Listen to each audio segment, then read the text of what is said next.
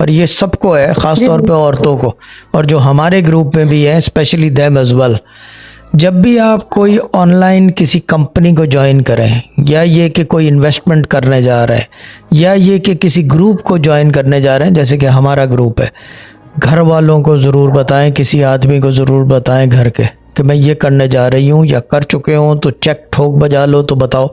बताना बहुत ज़रूरी है, क्योंकि आदमी की इंसाइट और विजन डिफरेंट होता है। वो मार्केट का आदमी होता है, कोई भी मर्द होगा वो बाहर फिरता है, उसको पता है कि आजकल ठग, फ्रॉड और इस तरह की चीज़ें, गलत सही कैसे पकड़ा जाता है, आदमी कैसे फंसता है इन चक्करों में। तो बताएं, मैं तो सबको एक ये पब्लिक सर्विस मैसेज है, सबको बताएं कि अगर कोई ऑनलाइन इन्वेस्टमेंट कर रहे हैं, क्रिप्टो कर रहे हैं, वो कर रहे हैं, क्या ट्रेडिंग कर रहे हैं, anything you are doing online, tell your husband, tell your brothers, tell your father, के पता होना चाहिए। कल को ये ना हो कि आप ऐसी जगह ट्रैप हो जाओ कि फिर निकलना मुश्किल हो जाए और बता भी ना सके। ये चक्कर है। तो फिर आप सोफी गाइडेंस रब्ता करेंगे हमसे, क्योंकि फिर we are good at it.